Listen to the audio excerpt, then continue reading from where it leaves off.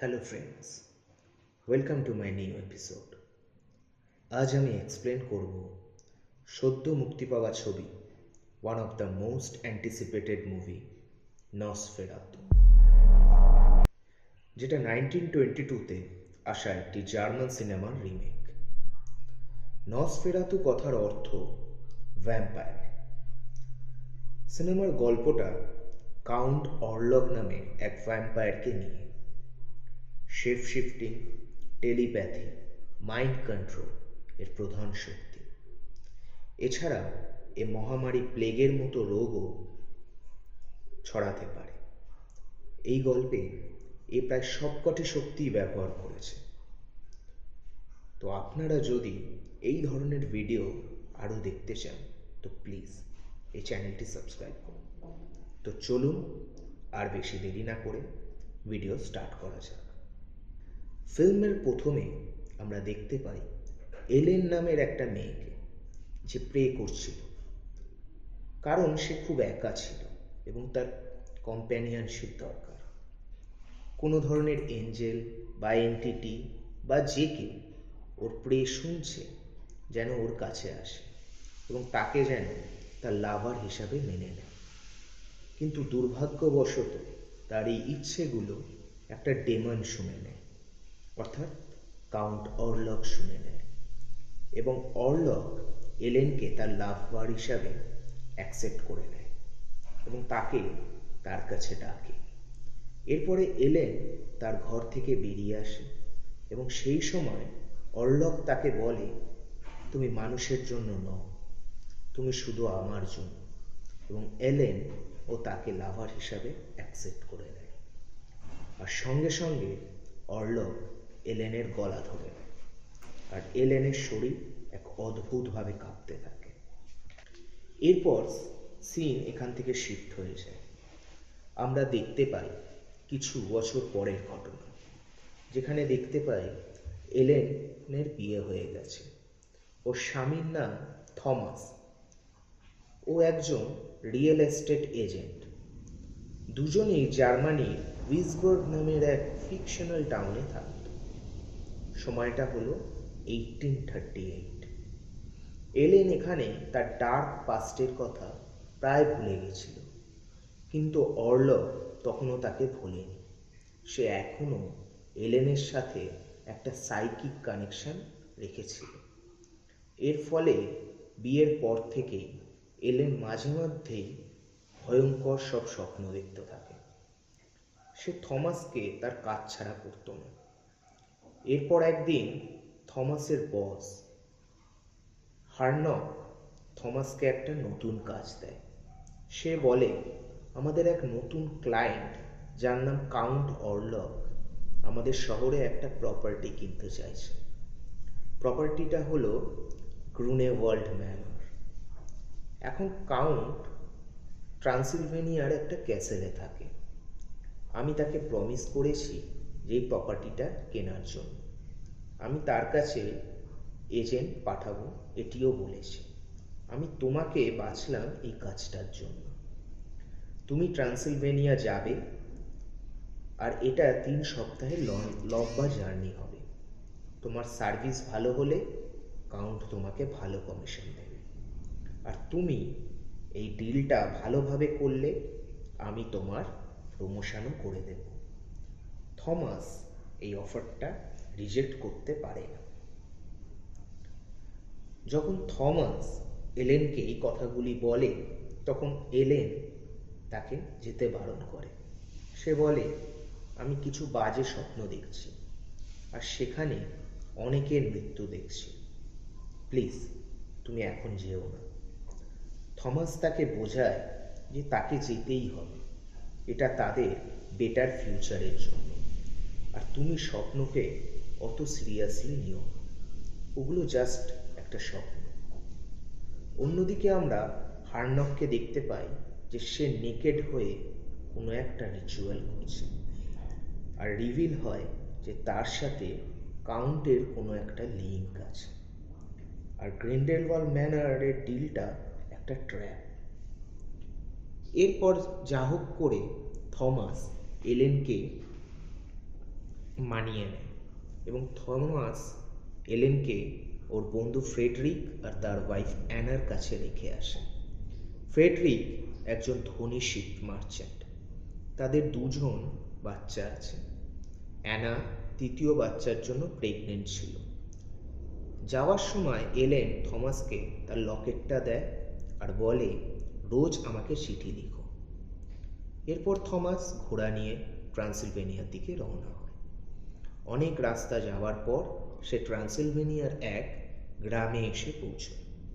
সেখানে সে গ্রামের লোকেদের বলে একটা রাত থাকতে দেওয়ার জন্য, কিন্তু কাউন্ট অরলকের কথা শুনে তারা থমাসকে থাকতে দিতে চায় না।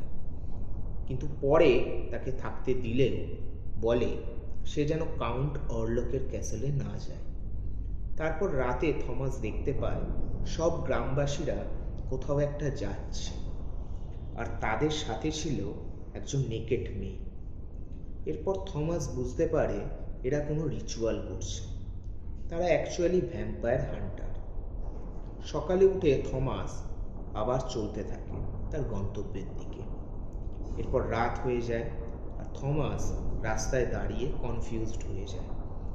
তখনই সামনে থেকে একটা ব্ল্যাক কালারের একটি বগি গাড়ি আসে। এটা অরলকই পাঠিয়েছিল। থমাস বগি গাড়িটায় উঠে পড়ে। এরপর থমাস দেখে ক্যাসেলের সামনে পৌঁছে গেছে। গেট খোলার পর সামনে সে 7 ফুট লম্বা কাউন্ট অরলককে দেখতে পায়।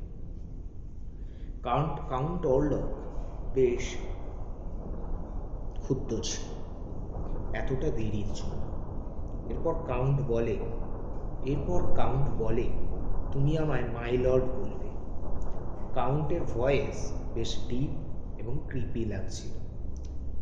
এমন সময় হঠাৎ করে থমাসের হাত কেটে যায় আর রক্ত দেখে অরলকের ভ্যাম্পায়ার জেগে ওঠে এবং সে থমাসের উপর আক্রমণ করে, কিন্তু সে তাকে প্রাণে মেরে ফেলে না। পরের দিন সকালে থমাসের আগের রাতের কথা সেরকম মনে থাকে না। এরপর সে কাউন্টকে কোথাও দেখতে পায় না। এরপর সে দেখে তার বুকে বাইটের চিহ্ন।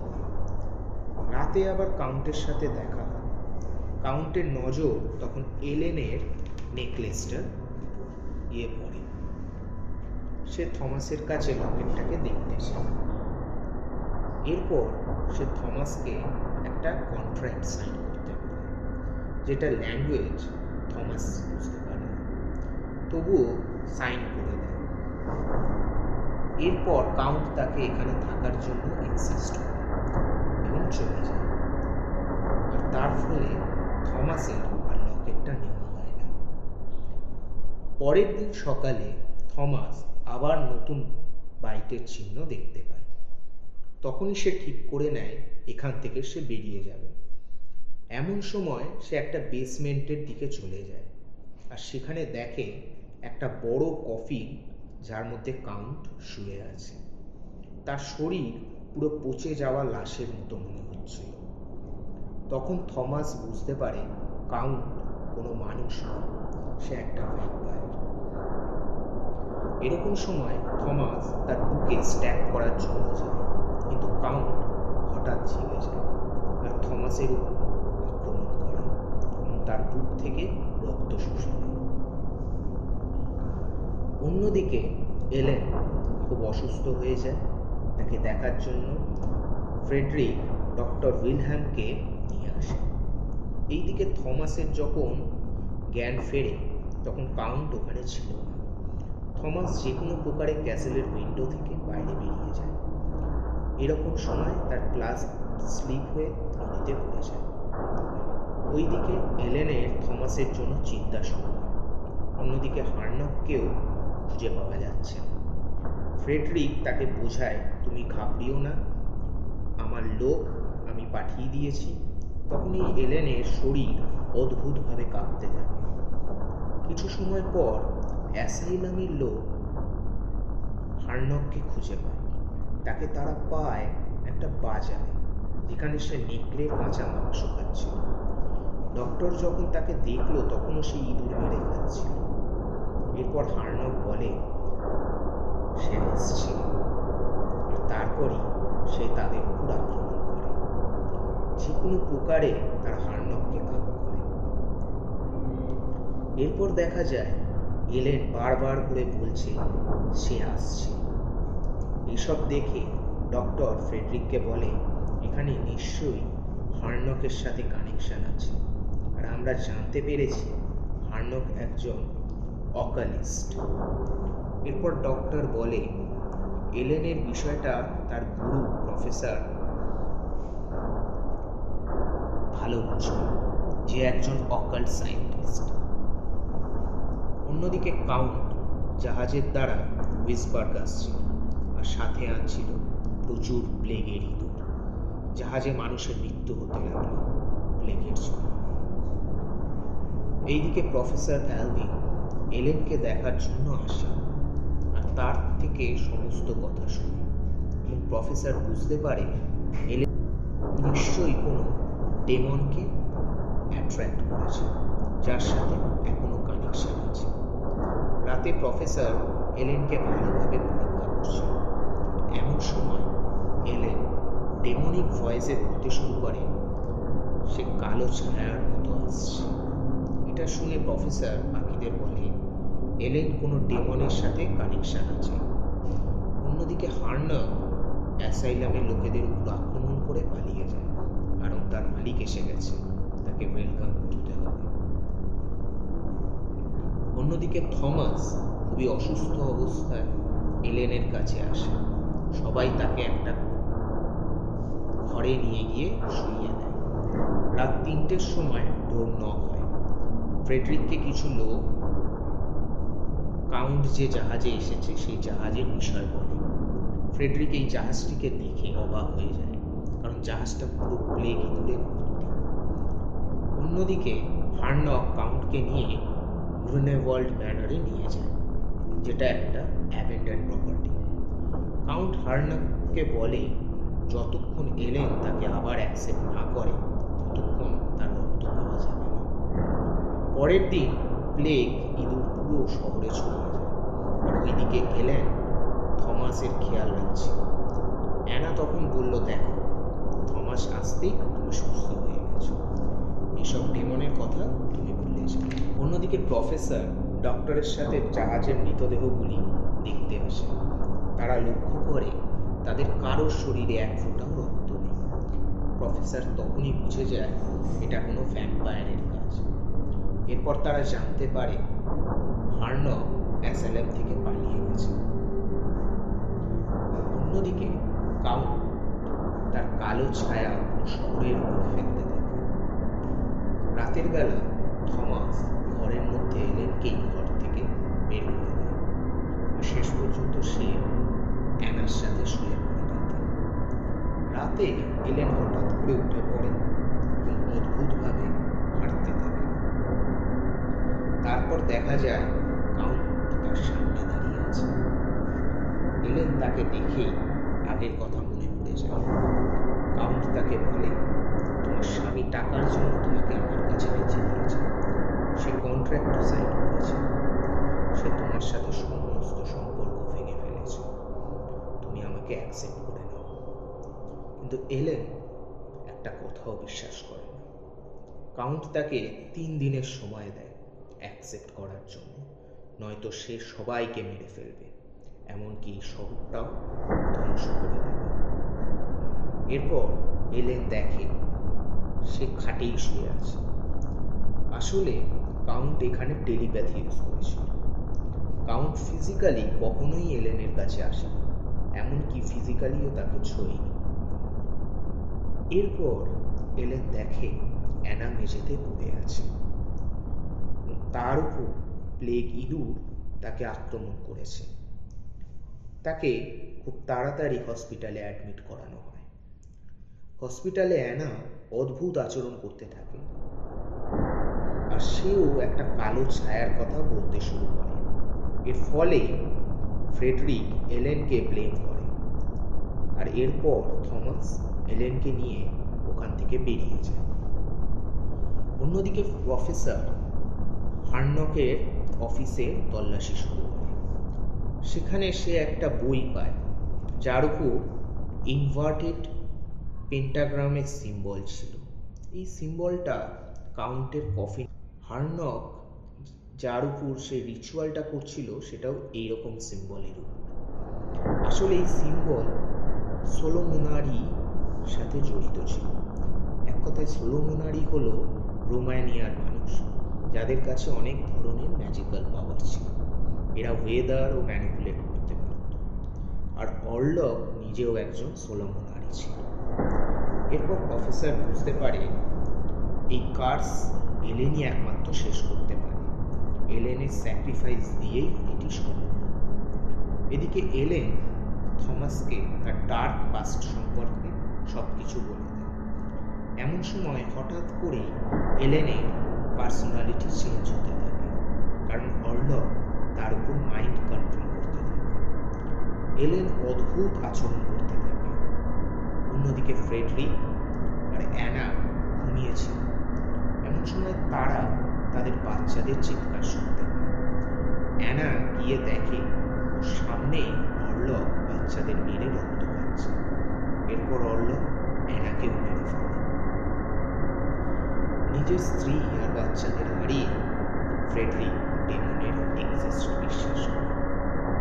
এরপর তারা সবাই মিলে প্ল্যান করে অরলককে কিভাবে ধ্বংস করা যায়। এমন সময় এলেনকে প্রফেসর আলাদা করে ডেকে বলে, তুমিই একমাত্র পারবে অরলককে শেষ করতে। এবং এরপর তাকে বলে কি করতে হবে। এলেন এই স্যাক্রিফাইসের জন্য তৈরি হয় এবং এরপর ফ্রেডরিকও হঠাৎ করেই প্লেগে মারা যায়। এরপর থমাস ও আরও সবাই অরলককে মারার জন্য ওই ম্যানরে যায় এবং তারা কফিনটা খুঁজে পায়। কিন্তু তারা দেখে কফিনের মধ্যে হার্নক শুয়ে আছে। হার্নক বলে, এবার তুমি তোমার স্ত্রীর কথা চিন্তা করো। প্রফেসর জানতো এমনই কিছু একটা হবে, তাই সবাইকে এখানে নিয়ে এসেছে, যাতে ওখানে এলেন রিয়েল প্ল্যানটা এক্সিকিউট করতে পারে। এরপর প্রফেসর হার্নককে ওখানেই মেরে দেয় আর পুরো বিল্ডিংটায় আগুন লাগিয়ে দেয়। অন্যদিকে এলেন সেজে গুজে অরলককে অ্যাকসেপ্ট করার জন্য তার কাছে ডাকে। অরলক এলেনের সাথে মিলিত হয় আর তার বুক থেকে রক্ত নিতে থাকে। কিন্তু রাত শেষ হয়ে যায়, দিনের আলো ফুটতে থাকে। এলেন সিডিউস করে অরলককে ধরে রাখে। অরলক তার অবসেশনকে কন্ট্রোল করতে পারে না, আর সানরাইজ পড়তেই সে ধ্বংস হয়ে যায়। থমাস যখন ঘরে পৌঁছলো তখন দেরি হয়ে গেছিল। এলেন নিজেকে স্যাক্রিফাইস করে অরলককে ধ্বংস করেছে, আর এর সাথেই মুভিটা এখানে শেষ হয়। এটাই ছিল নসফেরাতু মুভির এক্সপ্লেনেশন। দেখা হবে পরের ভিডিওতে। Bye bye.